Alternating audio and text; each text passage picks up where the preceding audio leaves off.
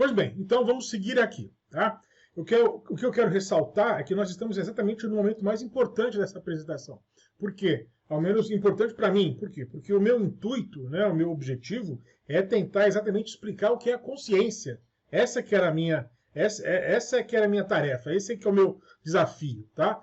Mas, Rubens, você falou da memória o tempo todo, mas por quê? Porque ao buscar uma resposta para o que era a consciência, eu percebi que o que está no centro do problema não é a consciência, mas é a memória, porque é a memória que, nos seus usos possíveis, faz com que nós tenhamos essa impressão de que nós possuímos essa coisa chamada consciência, tá? Hipostasiamos, passamos a acreditar que esta consciência é algo divino, algo espiritual, ou mesmo ela é uma atribuição da alma ou do espírito, né? E o que eu estou dizendo aqui é que não há alma, não há espírito, não há psique, não há psiquismo. O que nós temos é a memória fluindo, a memória se mexendo, a memória se combinando, né? Memórias no sentido de lembranças, né? E no sentido de processo também, combinando-se para tentar resolver os nossos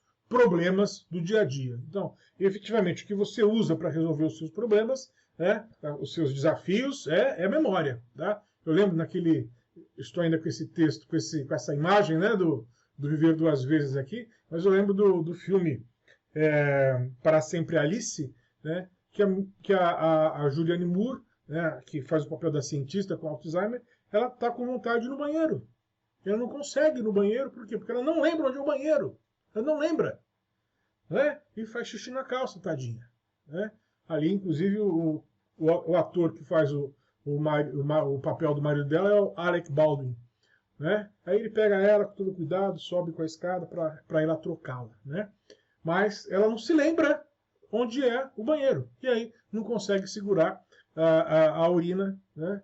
E tem essa cena extremamente constrangedora. Tá bom? Pois bem, então, é importante, quero ressaltar que no momento que nós estamos aqui, acho que já foram mais de 7 horas de vídeo, 7 horas de aula, né? E é muita coisa. Então eu quero fazer uma espécie de recuperação para vocês entenderem o lugar de onde nós saímos e onde nós estamos chegando, né? Eu falei aqui lá no comecinho dessa nossa aula que talvez, né, a memória seja algo até mesmo anterior à própria vida, ou como a condição da existência da própria vida, da forma como a vida existe, porque a vida existe por meio de transmissão, de reprodução. Tá? Então, em algum momento, algum tipo de estrutura molecular se estabilizou e conseguiu se constituir de uma forma estável, e essa sua estabilidade ela passou a ser transmitida por meio de processos de reprodução. Partenogênese ou reprodução sexuada, não interessa aqui exatamente qual foi o modelo. Mas, então, para que a vida passasse a existir, era necessário que alguma estrutura mnemônica, né, prévia existisse antes da própria vida. Pois bem, então, aí eu coloquei aqui, né, a memória antes da própria vida, depois todos os processos chamados processos da cognição, ou processos cognitivos, ou processos das ciências cognitivas, ou as funções cognitivas superiores, eu estou afirmando aqui que não passam de usos possíveis da memória. Então, eu não tenho uma coisa separada, né, uma função específica chamada linguagem, uma função específica chamada consciência, uma função específica que me ajude a compreender o tempo. Não tenho nada disso. Né? Uma função específica que seja o livre-arbítrio ou a imaginação, o pensamento. O que mais que tem ali? Vamos ver. A criatividade. Não. Todas essas funções cognitivas, ainda que elas possam ser estudadas, digamos, de forma separada, de forma destacada, né, ou de forma saliente, elas são desdobramentos. Então, a inteligência, o talento musical, o talento corporal, a atenção, o raciocínio lógico, elas são desdobramentos da memória. Sem a memória, nada disso aqui é possível. Nenhuma dessas funções aqui é possível. Então, agora, eu quero fazer para vocês uma pergunta. De quem é o cérebro mais famoso do mundo? Qual que foi o cérebro mais estudado do mundo? Talvez eu já tenha até dito alguma coisa para vocês antecipadamente, mas muito provavelmente muitos de nós vamos falar que o cérebro mais estudado é do Einstein, tá? Mesmo porque existe uma odisseia do cérebro do Einstein. Eu lembro de ter lido uma biografia dele muito tempo atrás, lá pelo ano 2000 mais ou menos. Existe uma saga aí, né? Que eu não lembro os detalhes, né? Mas o cérebro do Einstein foi retirado. Se eu não me engano, o cérebro do Einstein foi até fatiado, foi estudado, essa coisa toda, tá? Mas esse cérebro que está aí é um cérebro real, mas não é do Einstein. O cérebro é desse sujeito aqui, ó, que é um sujeito aparentemente desconhecido. É o tal do Henry Molaison. Eu já coloquei lá na frente. Deixa eu buscar lá para vocês verem, o livro. Deixa eu puxar lá, ó, aqui, tá bem lá no comecinho, né? Cadê? Bem no comecinho aqui. Aqui, esse livro aqui. Esse livro escrito pela Suzanne Corkin. Eu disse que ele sofreu um acidente. O Henry Molaison sofreu um acidente de bicicleta quando era criança. Ele parece que levou um tombo, e depois disso ele passou a ter crises convulsivas, crises epiléticas. E a partir daí, as crises foram ficando cada vez piores até os seus 27 anos. Nesse momento da sua vida, ele foi submetido a uma cirurgia pelo Dr. Scoville. E esse médico retirou um grande pedaço do seu hipocampo, tá? Praticamente toda a região do hipocampo, parece que um pedaço da amígdala e algumas pequenas partes da região ao redor do hipocampo. Eu já mostrei para vocês ali onde fica o hipocampo. Aí tivemos uma cientista famosa chamada Brenda Milner, que trabalhou com o Henry Molaison durante muito tempo, e a Suzanne Corkin conta como ela trabalhou com o Henry Molaison por mais de 40 anos, nesse seu livro aqui. E o que acontecia com o Henry Molaison é que ele simplesmente perdeu a chamada capacidade de aprender novas coisas. Então, tecnicamente, se fala que é possível que nós tenhamos uma amnésia retrógrada. O que é uma amnésia retrógrada? É uma amnésia do passado. Eu passo a não lembrar mais, né, as coisas que aconteceram comigo no passado. E chamam de amnésia anterógrada, o que é muito estranho isso, é a minha incapacidade de aprender coisas novas. Ora, uma amnésia que não me permite aprender coisas novas é simplesmente uma incapacidade de aprender coisas novas. Então, o que acontecia com ele? Todas as vezes que a Suzanne Corkin ia falar com o Henry Molaison, ela precisava se apresentar. Depois de 15 minutos, ela precisava se apresentar. Porque se ela saía da sala, tá, ao voltar, ele já não mais se lembrava dela. Tá, olha que coisa louca, né? E isso, efetivamente, atrapalhou muito a vida dele. Muito, muito, muito. O próprio Henry Molaison foi estudado por muitas pessoas, enquanto vivo. E, enquanto ele estava vivo, ninguém falava o nome dele. Ele era o famoso paciente HM. Era assim que ele era descrito nos artigos científicos. Então, ele praticamente não aprendia mais nada. O que se percebeu, e é uma das grandes descobertas, né, das pessoas que o acompanhavam, e essa descoberta está descrita nesse livro que eu mostrei para vocês, o Presente Permanente, é que o Henry Molaison ele conseguiu aprender uma habilidade motora de fazer uma estrela. Então, ele foi colocado para fazer o desenho de uma estrela no espelho, se eu não me engano. Aí ele fez uma vez o desenho, depois fez de novo o desenho, e assim foi. Por várias sessões, ele foi repetindo o desenho. Pois bem, ele não se lembrava, né, depois de várias sessões, ele não se lembrava de ter passado por essas sessões. Mas, por incrível que pareça, se percebeu que o desenho dele melhorou. Ou seja, ele adquiriu efetivamente uma memória, uma habilidade motora, que é uma habilidade mnemônica também, tá? Uma memória procedural, de desenhar aquela estrela com muito mais precisão, com muito mais exatidão. Então, se percebeu que ele não conseguia mais aprender novas palavras, não conseguia relembrar de novos eventos, tá, da vida dele. Então, ele morreu com 80 e poucos anos, mas as lembranças que ele tinha, tá, era dos 27 anos para trás. Dos 27 anos até os 80 e poucos anos, ele não se lembrava de nada, absolutamente nada. Tá? Então, agora a pergunta é a seguinte, né? Para ilustrar aqui de uma forma quase infantil, né? Qual é o filme que pode nos lembrar de uma situação como essa. É um filme infantil, é um filme da Disney. Tá? Já deixei a pista aqui. Daqui a pouco a gente vai retornar. Mas o que interessa para nós aqui é isso. Será que o sujeito que não se lembra de si, ele tem consciência de si? Então tá aí, né? Aqui eu coloquei a foto dele no espelho, né? A foto dele aqui está espelhada.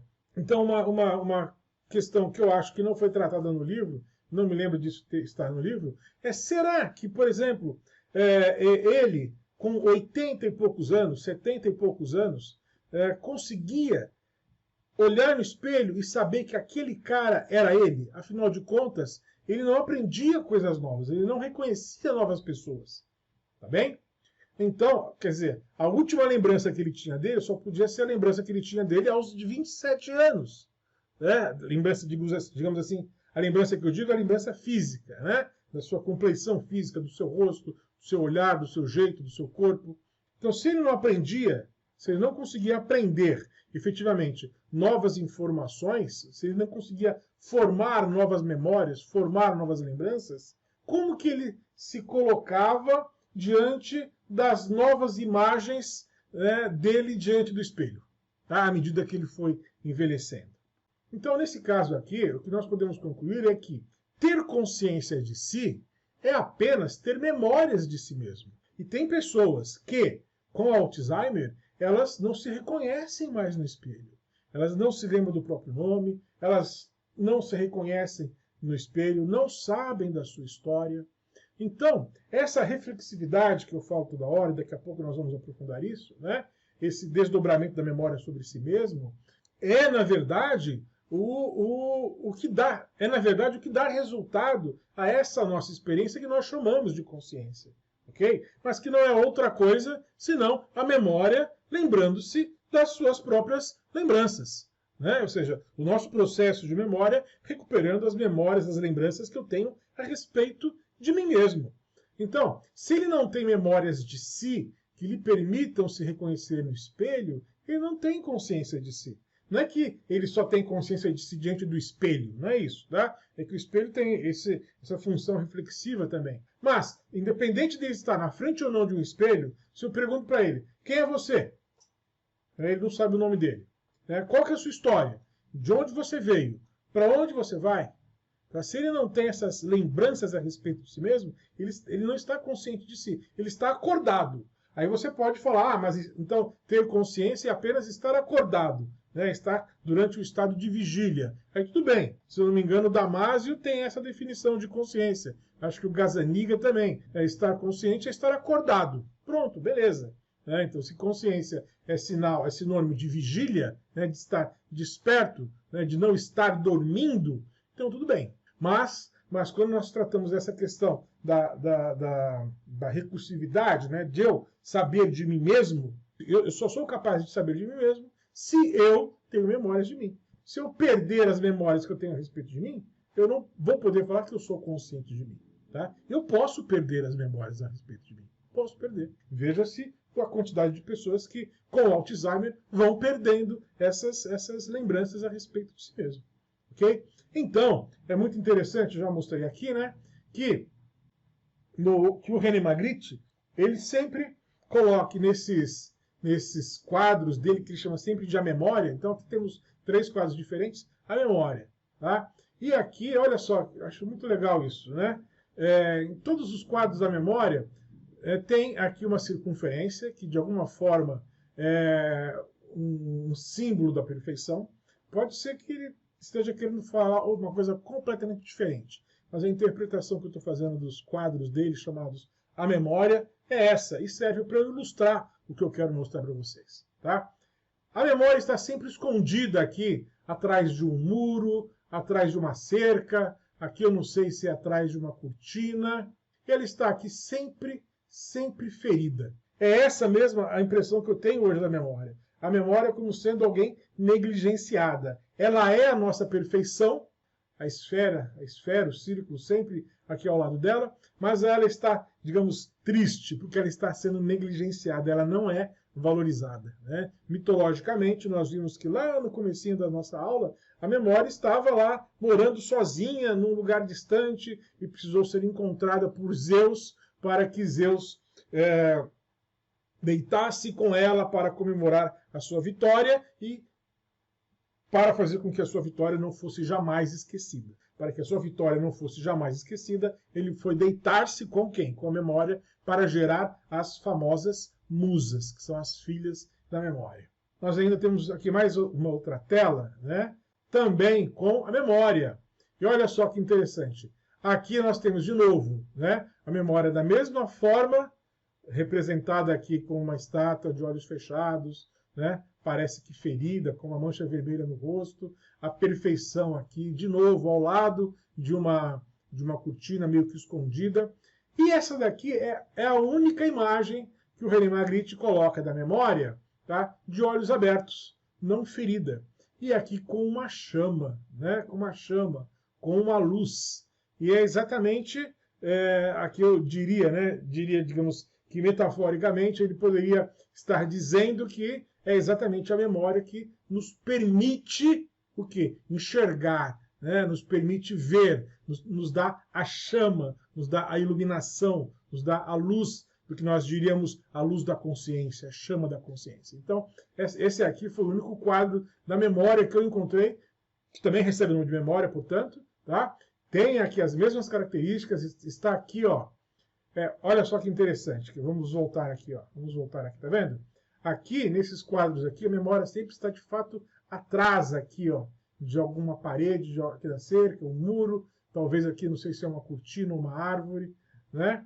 Aqui, nesse quadro aqui, que também se chama memória, tá? A cortina não está mais atrás, parece que a cortina está mais aberta, né? E aqui nós temos uma lâmpada, né? Uma chama, uma vela, e a memória está aqui de olhos abertos. E aqui a esfera está mais perfeita, inclusive, do que nos outros desenhos. Aqui nós não temos exatamente uma esfera, temos um círculo. Aqui parece que são ovos, não sei o que significariam esses ovos aqui. Aqui a esfera está cindida, mas aqui não, né? Aqui a memória está desperta, está um pouco mais longe da cortina, parece que a cortina está mais aberta. A esfera não está cindida, tá? Então, serve de metáfora, né? Para explicar exatamente o que eu estou dizendo aqui. Então, o que está em jogo quando nós falamos da memória como consciência é exatamente isso que eu chamo aqui de recursividade, que nós atribuímos essa recursividade, essa reflexividade, essa capacidade de dobrar-se sobre si mesma, de retornar sobre si mesma. Nós falamos que é essa que é a característica da consciência, que na verdade seria uma característica da memória. É a memória que é capaz de lembrar de outras memórias. Então é a memória que é recursiva. E aqui eu coloquei as mãos porque é a forma mais digamos, óbvia, né, de demonstrar isso. Quando as mãos dobram-se sobre si mesmas, quando uma mão toca a outra, e é como se uma memória consegue lembrar de outra memória. É o que eu já disse, já com bastante insistência, usando essa imagem aqui. Agora, a pergunta que poderia, digamos, nos desafiar seria exatamente essa, né? O que é que torna essa recursividade possível? Então, na verdade, essa recursividade é uma propriedade do sistema, ou seja, é uma propriedade do conjunto do ser humano, do conjunto daquilo que está vivo. Por quê? Porque eu não sou feito de um único neurônio. Eu sou feito de 86 bilhões de neurônios, né? Pelo menos, tá? Segundo lá o Roberto Lente e a Suzane Herculano, tá bom? Que fazem parte daquele grupo de neurocientistas, se não me engano, da Universidade Federal do Rio de Janeiro. Então, nós somos decomponíveis, nós somos feitos de partes. Então, olha só, eu não sou só um único neurônio. Eu tenho neurônios espalhados por todo o meu corpo, certo? Nervos que passam aqui eu tenho aqui os chamados nervos digitais dorsais, os nervos digitais palmares, nervos digitais dorsais, nervos digitais palmares, e não é só um nervo, é uma ramificação. Então, quando eu faço assim, na verdade, o que eu tenho é alguns ramos do meu sistema nervoso tocando outros ramos do meu sistema nervoso. Eu não sou um sistema nervoso constituído de uma única célula. Então, na verdade, o que eu chamo de recursividade, né, é uma propriedade do sistema, e que é possível, por quê? Porque aqui eu tenho um neurônio tocando em outro neurônio, um nervo tocando em outro nervo. Então, aqui vocês têm aqui essa imagem aqui dos nervos digitais palmares, são vários. E os nervos são esses ramos amarelados. Deixa eu colocar uma outra figura aqui. Então, esse aqui é o do Netter, né? Então, artérias e nervos da mão, vista palmar profunda. Então, olha só, aqui já selecionei aqui em vermelho, ó, nervos digitais palmares próprios do nervo mediano. Então, vamos ver qual que é o caminho, quais são os caminhos deles. Olha, eles estão aqui, aqui, aqui, né? Aqui e aqui. Isso aqui, na outra imagem, eles estavam pintados de amarelo. Aqui eles estão pintados de branco. Depois aqui, ó, nervos digitais palmares próprios do nervo ulnar. Então, ele vem de outro ramo. Tá vendo aqui, ó? Tá piscando aqui, ó. Aqui, ó, tá piscando aqui, ó. Então, são outros nervos. São ramificações que procedem de outros nervos. Aqui depois, ramo comunicante do nervo mediano com o nervo ulnar. Aqui, ó. Tá? Então, todos nós temos essas estruturas. Artérias e nervos digitais próprios do polegar. Aqui, ó. Então, artérias e nervos. O que importa para nós são os nervos, que são essas estruturas aqui esbranquiçadas, né? Esses tubos aqui, parecem tubos, mas não são tubos. Anteriormente, nós acreditávamos que eram tubos. Agora sabemos que não são tubos, mas são constituídos por neurônios, estruturas neuronais. Depois, ramo superficial do nervo ulnar. Então, tudo isso aqui faz parte do quê? Faz parte do chamado sistema nervoso periférico. Vamos ver aqui naquele meu aplicativo o sistema nervoso periférico. Deixa eu só mudar de tela aqui, só um instante. Aqui, o que é isso aqui? Isso aqui é uma mão. Vamos diminuir, ó, diminuir. Tá? Então, aqui, opa, sem cambalhota. Aqui nós temos, portanto, o sistema nervoso central, que é constituído pelo encéfalo e pela coluna espinal, né? Tá bem? E depois temos todos esses ramos amarelos, que são os chamados nervos, que são constituídos por neurônios. Então, se a gente puxar aqui, ó, a mão, olha só toda a estrutura de inervação das nossas mãos. Tá? Então, isso aqui é importante aqui. Então, aqui estão os nervos digitais palmares. Aqui, ó, nervos digitais palmares. Aqui, ó, os nervos digitais dorsais. Aqui, nervos digitais palmares também. Cubital 1. Tá vendo? Então, nós temos uma estrutura aqui, ó, digital dorsal radial. Então, nós temos uma estrutura que é bastante complexa, só nas nossas mãos. Tá? Só para ver, Opa, agora ficou muito grande. Que eu só estou aproximando, né, uma das nossas mãos. Então, vejam só. Quando essa estrutura aqui, que é sensivelmente, né, tátil, toca uma outra estrutura, tá? Nós podemos chamar, ou seja, quando uma mão toca a outra, quando uma mão toca a outra mão, nós temos o quê? Nós temos nervos A, B e C tocando outros nervos A, B e C. Então, com as memórias, o que acontece é exatamente isso. Tá? Nós temos estruturas ou redes neurais que são capazes de lembrar de outras estruturas ou de outras redes neurais. Então, por exemplo, eu consigo, em português, então eu estou falando em português, então eu estou lembrando em português, porque foi a língua que eu aprendi desde pequenininho, certo? Então, nesse momento eu estou usando todas as minhas memórias da minha língua nativa, da minha língua materna. Então, com essas memórias, do meu vocabulário em português, eu, por exemplo, fiz o quê? Eu apresentei para vocês uma classificação das memórias.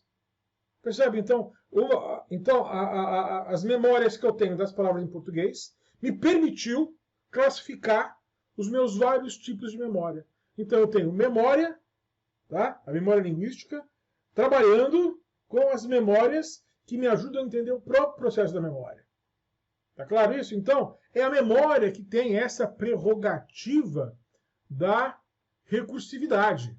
Então, essa recursividade só é possível porque nós temos uma estrutura que é complexa, uma estrutura neural que é complexa, que é constituída por redes. Então, quando eu faço isso aqui, e uma mão minha toca a minha outra mão, a minha mão direita toca a minha outra mão esquerda, eu posso falar que isso aqui é uma recursividade, é uma propriedade do sistema, mas na verdade o que eu tenho, tá, é um conjunto determinado de redes neurais, né, um pedaço do meu sistema nervoso periférico, tocando outro pedaço do meu sistema nervoso periférico.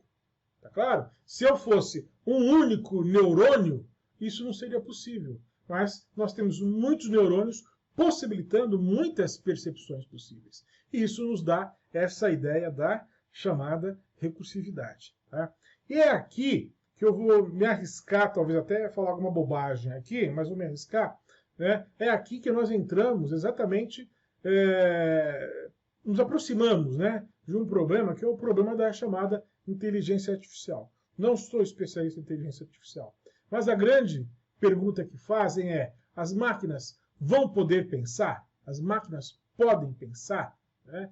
E aí, eu perguntei algum tempo atrás, não, algumas telas para trás, né? A matéria pode pensar? Então, não se trata exatamente de pensar, mas se trata de lembrar.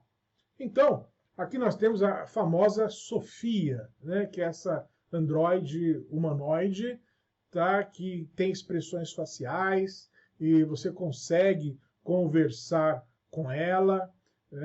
Parece que, se eu não me engano, ela conseguiu até a cidadania, eu não sei exatamente em que país, né, mas ela está sendo considerada uma espécie de cidadã também. Então, daqui a pouco a gente vai ter isso de robôs com os seus direitos protegidos. Então, o que se coloca aqui é essa pergunta, né? As máquinas, elas vão ser capazes de pensar tal como nós pensamos? Então, talvez eu julgo, né, eu arrisco que o caminho que nós estamos fazendo talvez seja meio estranho. Mas aqui eu coloquei para ilustrar, eu coloquei aqui a cena daquele filme O Jogo da Imitação, né, que conta a história do criador do computador, o Alan Turing, ele que foi também o chamado criador do teste de Turing. E aqui eu tenho algumas lembranças que são lembranças da minha infância, né? O robô do Perdidos no Espaço, né? E o HAL, né? O HAL 9000, que é o computador lá daquele filme Odisseia 2001, Odisseia no Espaço. Então eu coloquei essas figuras aqui. Por que eu coloquei? Porque quando nós nos perguntamos, né, quando nós nos indagamos se uma máquina vai conseguir pensar ou não, tá? Talvez nós estejamos colocando a pergunta num nível equivocado. Por quê? Porque nós também não sabemos definir o que é pensar, ou o que é o pensamento, propriamente falando. Agora, se eu estiver certo ao falar que o pensamento é apenas o fluxo da memória, tá? Se eu estiver certo de que a nossa vida subjetiva é constituída única e exclusivamente, tá, por lembranças, por memórias e por emoções, eu poderia falar que sim, os computadores vão poder pensar. Porque pensar não é nada mais, nada menos do que fazer fluir um fluxo de memórias. Como eu já disse, eu não estou trabalhando aqui com as emoções, porque com as emoções já é um outro problema. Não obstante, eu entendo que emoções e memórias talvez sejam até mesmo, talvez até sejam uma única coisa também.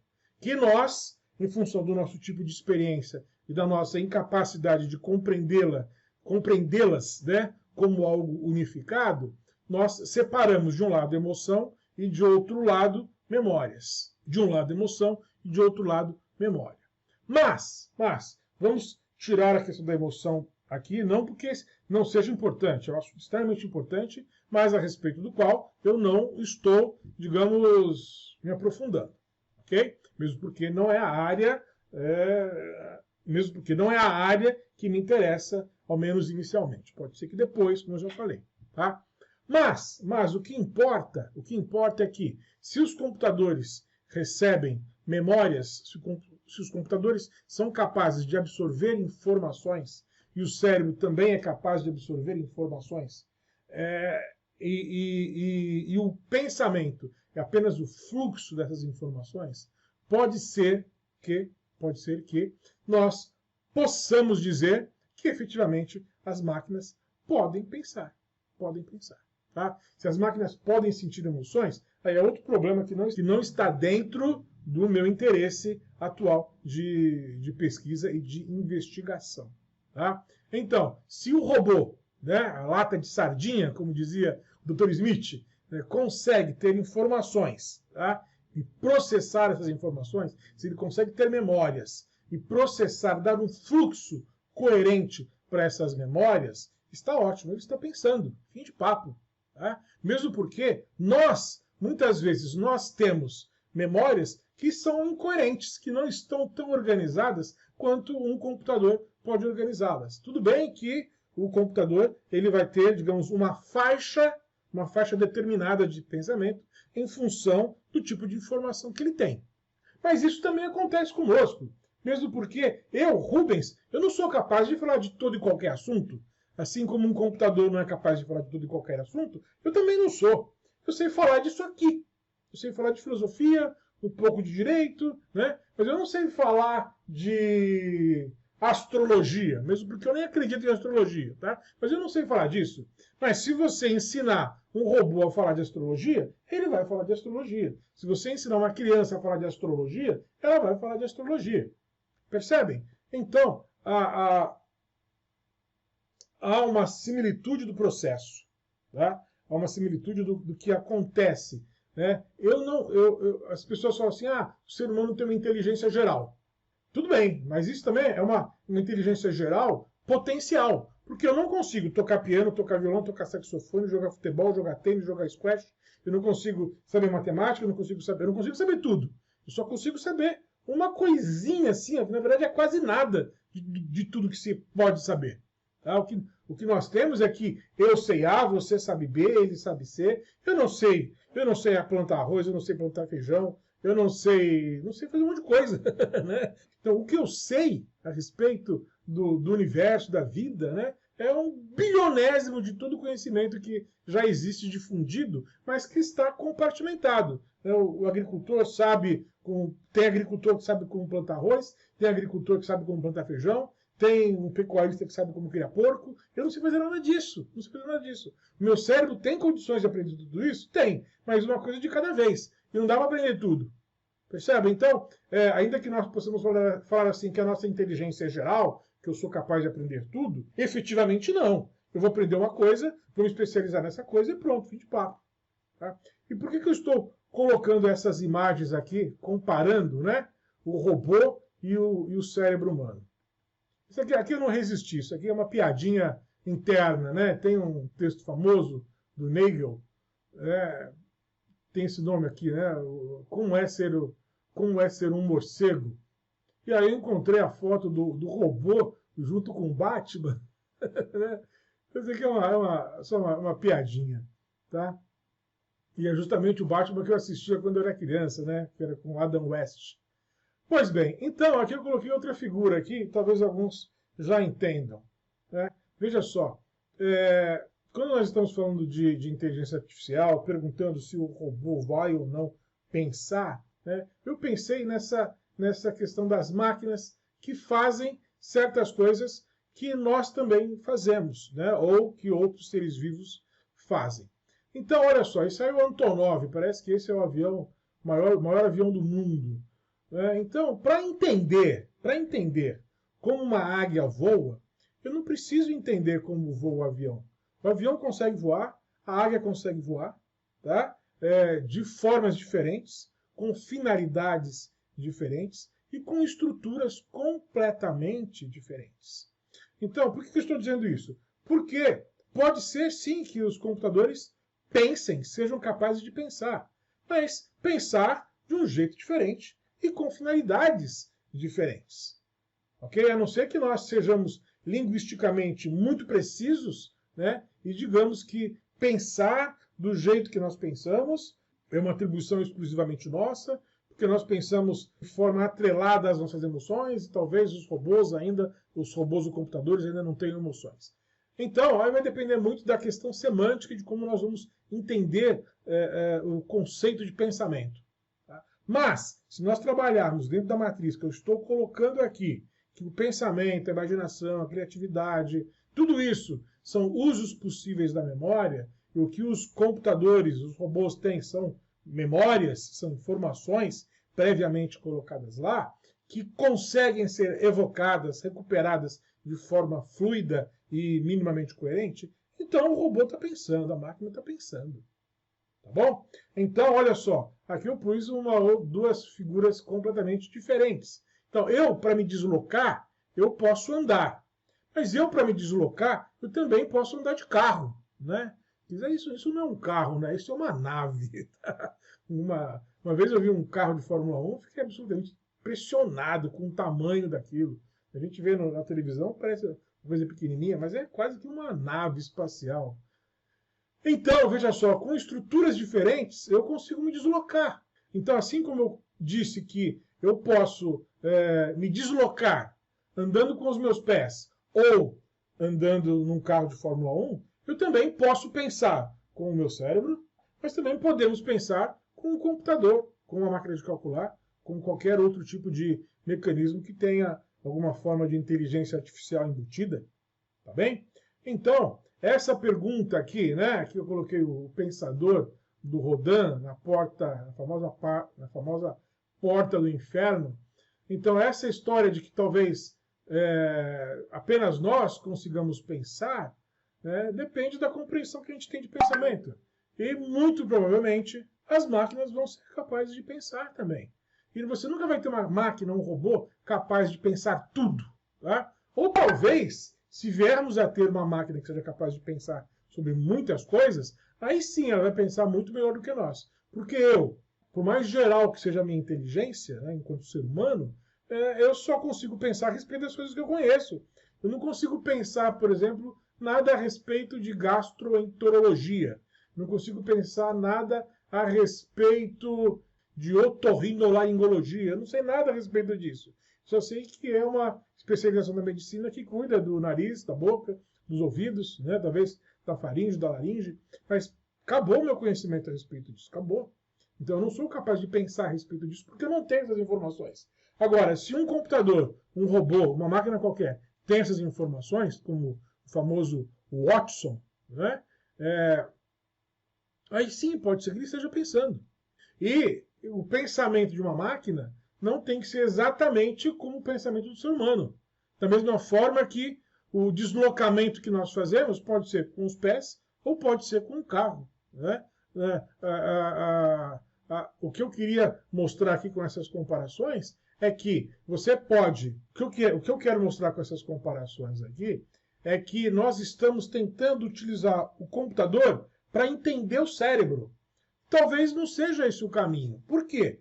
Porque, da mesma forma que é possível voar numa coisa extremamente pesada como essa aqui, também um outro ser consegue voar com uma outra estrutura completamente diferente. Tá bom? Da mesma forma que eu consigo me locomover, né, apenas andando com os meus pezinhos, eu também consigo me locomover com o carro. E eu não preciso entender o carro, entender como funciona o carro, para entender como funcionam os meus pés. Eu não preciso entender como funciona o avião para entender como a águia voa. Porque o que nós estamos fazendo em algum momento é tentar entender o funcionamento dos computadores, que são criações nossas, para tentarmos entender a intelecção humana, a cognição humana. E talvez, é aqui que eu quero chegar, né? Da mesma forma que eu posso me deslocar andando, engatinhando, ou num carro de Fórmula 1 ou numa bicicleta, tá? Eu posso me deslocar de formas diferentes, eu talvez possa pensar de formas diferentes. Eu posso pensar com o meu cérebro, posso pensar também, né? Nós seres humanos podemos pensar com a utilização de máquinas, tá? Máquinas podem ser capazes de pensar também. Mas aqui é uma área sensível aí da inteligência artificial e nós certamente teremos, o que eu estou falando não é tão pacífico assim. Aqui, como eu gosto de ilustrar tudo, né, tem essa série que eu assisti e achei muito boa, chamada Humans, acho que é uma série britânica, se eu não me engano são 2 ou 3 temporadas, e temos aqui tem o William Hurt, e aqui nós temos o William Hurt participando desse filme que trata sobre inteligência artificial, sobre robôs, né? E ele também faz um papel muito parecido naquele filme Inteligência Artificial, né? Ele é o criador, ele é o pai do menino, do David, que também é um androidezinho, né? Então, aqui ele está fazendo, aqui nesse filme do Steven Spielberg, que era para ser dirigido pelo Kubrick, mas acabou que foi pelo Spielberg, e aqui nessa série, tá? Ele faz papéis parecidos, ele se coloca meio no lugar do criador dos próprios androides. Coloco essas cenas aqui para ilustrar, e no caso da série Humans, é muito interessante, porque são colocadas muitas questões éticas, questões da inteligência artificial, tá? Sobre como os androides vão nos servir, como eles podem se desenvolver ou não, se eles poderão ter direitos ou não, essas coisas todas. Tá? E aqui também isso está colocado de uma forma diferente. No caso do filme da inteligência artificial, é um conto, ele foi inspirado num conto, né? Brinquedos duram o verão todo, uma coisa assim. Não lembro o nome do autor do conto agora, mas eu tenho aqui o inteligência artificial. Ele reúne, de alguma forma, vários trechos de pequenas fábulas, né? Mas a fábula mais presente aqui é, de fato, a fábula do Pinóquio, né? O menino está aqui, ele é um robozinho, ele não é um menino de verdade, ele quer se transformar num menino de verdade, tá? Aqui tem o Ted, né, que é um robozinho, aqui que funciona como se fosse a consciência do menino. Na história do Pinóquio, do Collodi, você tem o grilo falante, que também se coloca como sendo uma espécie de instância, de superego do menino, né? Aqui você tem o menino já no inteligência artificial diante da fada azul, né? Porque ele quer... Aqui nós temos as imagens comparando, né, o Pinóquio e a fada azul, e o menino David, o robozinho do inteligência artificial, também se encontrando aqui com a fada azul no filme, né?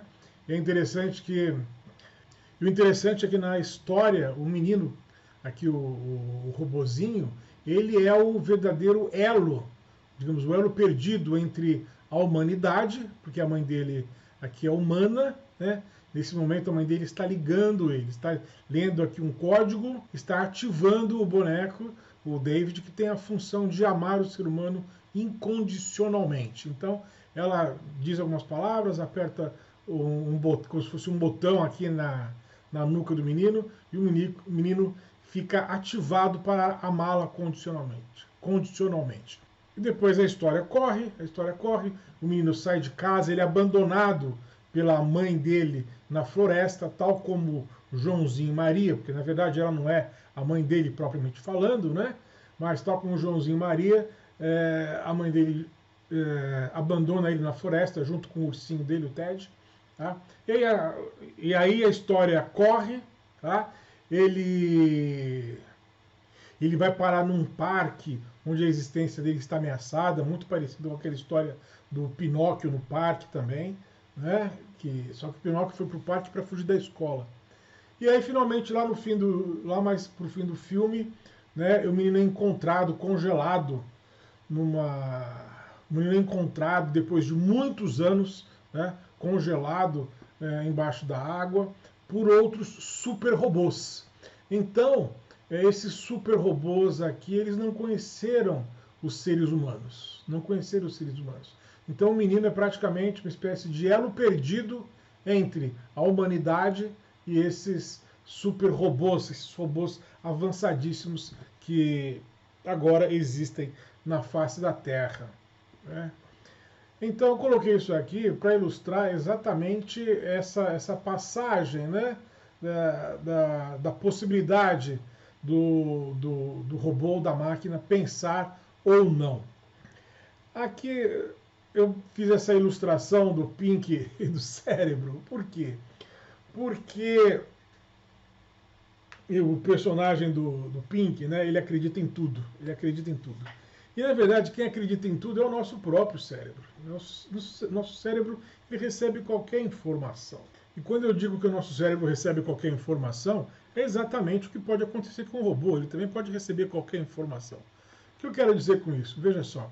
Por exemplo, nós temos, hoje, vivendo em plena pandemia, nós temos seres humanos que não acreditam na vacina, que não acreditam na importância do isolamento. Nós temos seres humanos que acreditam em astrologia, nós temos seres humanos que acreditam na transmigração das almas, nós temos seres humanos que acreditam que você pode morrer e depois você pode ressuscitar. Você tem seres humanos que acreditam, por exemplo, que outras pessoas podem nascer de uma virgem, né? A maioria dos grandes líderes religiosos das religiões mais tradicionais, todos eles nasceram de uma mulher virgem. E os seres humanos acreditam nisso tudo. Então, os seres humanos acreditam que pode haver uma vida depois dessa vida que nós temos aqui. Então, o ser humano acredita numa fase da sua vida em Papai Noel, né? Enfim, o cérebro, eu entendo que ele é uma máquina extremamente sofisticada, tá? Mas ele é bobinho, ou seja, ele acredita, ele recebe a informação. O cérebro é suscetível de receber qualquer tipo de informação, tá? E processar todas essas informações recebidas de forma fluida. Não significa que essa fluidez, digamos, do pensamento humano seja necessariamente uma fluidez correta, logicamente exata, tá? Ou logicamente correta. Não significa nada disso. Significa que simplesmente nosso cérebro é capaz de receber informações e processar informações. Então, eu posso receber informações em português, eu posso receber informações em alemão, eu posso receber informações em várias línguas, eu posso receber informações por meio do tato, por meio da audição, por meio do olfato, tá? Por meio da visão. Então, o cérebro então o cérebro pode receber qualquer tipo de informação de forma indiscriminada. E o que serve de filtro para, digamos assim, o que nós podemos julgar como informação de maior qualidade ou de menor qualidade, tá? São outras informações. Então, se o sujeito tem uma formação científica, muito provavelmente essa informação científica que ele recebeu, a formação escolar, a formação científica, vai servir de filtro para que o cérebro dele não adira, né, ou não receba, ou não, digamos, não alimente, não nutra, ou não valorize informações que nós julgaríamos que são supersticiosas, que são pouco elaboradas cientificamente, tá claro? Então, por isso que eu coloquei essa imagem do Pink e do cérebro, né, porque no fim das contas, a matéria da qual é feita o nosso cérebro, ela é capaz de receber aquilo que lhe for transmitido. Pois bem, vamos sair do campo da fantasia, da ficção, dos filmes, né? Para fazer só uma anotação com relação a esse artigo aqui que está disponível na internet, né? Então, olha só, nós mesmos, a respeito do próprio cérebro, nós tínhamos informações que anteriormente pareciam que eram informações, digamos, sólidas. Mas à medida que a pesquisa foi se aprofundando, nós fomos percebendo, tá, que nós deveríamos, digamos, corrigir essas informações. Então, um cérebro que tenha informações científicas, ele passa a ter critérios para receber certos tipos de informação e descartar outros tipos de informação. Então, olha só, nós tínhamos até muito pouco tempo atrás essa ideia de que eles até colocam como um dogma aqui, né, de que o cérebro humano teria cerca de 100 bilhões de neurônios. Pois bem, a equipe que discutiu essa informação foi uma equipe de cientistas brasileiros, tá? A Suzana Herculano com o professor Roberto Lente. E aí chegaram à conclusão, a partir dos experimentos que eles fizeram, e que está escrito de forma bastante compacta nesse endereço que eu coloquei na tela anterior, né? Chegaram à conclusão que, na verdade, são cerca de 86 bilhões de neurônios. A professora Suzana Herculano também conta, explica o processo de contagem dos neurônios a partir... ela também explica o processo de contagem dos neurônios naquele seu livro A Vantagem Humana. Tá? Então temos aqui um outro dogma, né? uma outra informação, que o número de células da glia é 10 vezes maior que o de neurônios. Então isso aqui está em muitos manuais muitos manuais de neurociência, de que as células da glia são muito mais numerosas do que os próprios neurônios. Mas parece que também é uma informação que já foi superada, que na verdade nós temos um neurônio para cada célula da glia. Então parece que são 85, 86 bilhões de neurônios e 85, 86 bilhões aproximadamente de células da glia, tá? Ou células gliais. Terceiro dogma, né? Isso também está muito assim explícito nesse livro A Vantagem Humana da professora Suzana Herculano, de que o cérebro humano é mais complexo que o de outros primatas. Então, eu sempre li essa informação de que o nosso cérebro ele é muito maior do que ele deveria ser, tá? E, além disso, ele teria um certo coeficiente de encefalização muito maior do que o coeficiente de encefalização dos outros primatas. E aqui, a mesma equipe conclui que não. Eles falam simplesmente que o ser humano tem um cérebro do tamanho que ele precisaria ter na condição do primata que ele efetivamente é. Então não há nada de extraordinário no tamanho do cérebro humano se comparado com o tamanho do cérebro do gorila, do chimpanzé, do bonobo, do orangotango. Tá? Então é um cérebro normal, tá? Comparando com os outros cérebros de primatas. Tá? E o quarto dogma é que os módulos ou agrupamentos de células do cérebro contém o mesmo número de neurônios. Tá? Então, veja só, as memórias que nós temos até mesmo a respeito do próprio cérebro, ou de quaisquer outras coisas, elas podem ir se sofisticando, elas podem ir se corrigindo. Então, o exemplo claro é esse aqui, né? Olha só, esse livro aqui, né, do professor Lente, antes se chamava 100 bilhões de neurônios, sem o ponto de interrogação. Tá? Depois que eles chegaram à conclusão de que eram 86 bilhões e não 100, então eles puseram o ponto de interrogação. Né? Um exemplo que pode parecer bobo, né? Mas é para explicar como o conhecimento científico ele se corrige, ele se arruma. Né? Eles até poderiam ter colocado 86 em vez de 100, né? Mas aí tem toda a questão editorial e tal, mas tudo isso está muito bem explicado aqui nesse livro, que também é uma obra-prima. Vale a pena trabalhar com esse livro aqui. Pois bem, então, aqui, olha só, nesse mesmo artigo, temos essas figuras aqui. Onde estão os neurônios, né?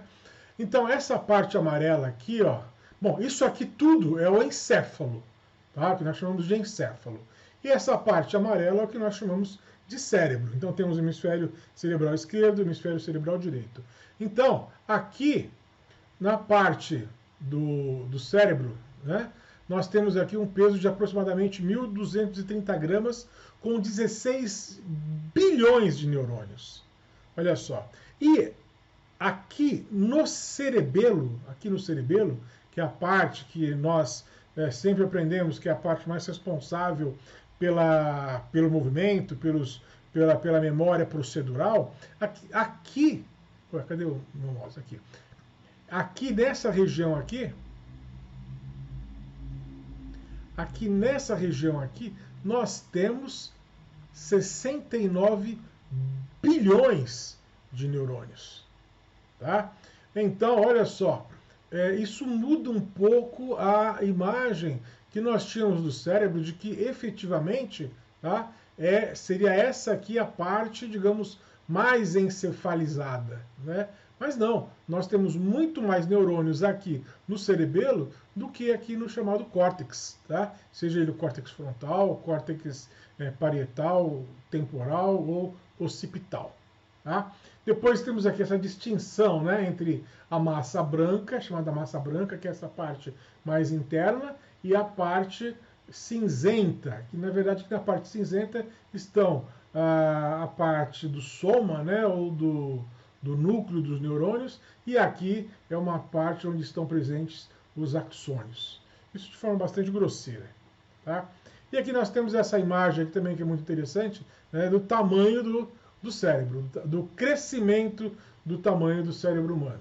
Então, nós temos aqui muito provavelmente um dos nossos ancestrais com um cérebro pequeno, de 30 centímetros cúbicos apenas, com 2,5 bilhões de neurônios. Tá? É mais ou menos aqui, ó. É mais ou menos aqui que nós nos separamos, dos outros primatas que são mais parecidos conosco, né? Os chimpanzés, os orangotangos, os bonobos e os gorilas. Tá? Então, olha só, o crescimento aqui, 170 centímetros cúbicos, 300 centímetros cúbicos, 600 centímetros cúbicos, 900 centímetros cúbicos e 1.200 centímetros cúbicos. Tá? Então, essa aqui é a nossa característica. Então, o nosso cérebro pesa cerca de 1.200 gramas a até 1.500 gramas, se contar o encéfalo e se contar o cérebro, né, e a parte interna do encéfalo. Então, todo o nosso esforço aqui está sendo no sentido de fazer isso aqui, ó, mostrar a centralidade da memória como função cognitiva superior do processo de aprendizagem. Tá? Então, muito provavelmente, esse crescimento aqui do nosso cérebro, esse crescimento aqui, tá? Esse crescimento que chegou aqui nesse tamanho, tá? Com essa quantidade de neurônios, tá? É um crescimento que certamente expandiu basicamente o quê? Expandiu a nossa capacidade de memorizar. E considerando que nós aumentamos a nossa capacidade de memorizar, nós muito provavelmente, tá, aumentamos também as nossas condições de combinar essas memórias entre si. E é justamente essa nossa habilidade de combinar, de concatenar, de dar fluidez a essas memórias, a essas lembranças que nós conseguimos, digamos, organizar por todo o nosso córtex, é justamente isso que talvez seja um dos fatores chaves decisivos para entender, digamos, as nossas idiosincrasias, as nossas peculiaridades, ou entender por que nós, talvez isso nos ajude a entender por que nós nos julgamos tão diferentes assim dos outros animais. Agora nós vamos falar sobre o tempo. Então, a nossa próxima sessão vai ser sobre a memória e o tempo. Como que a memória nos permite organizar a ideia de tempo.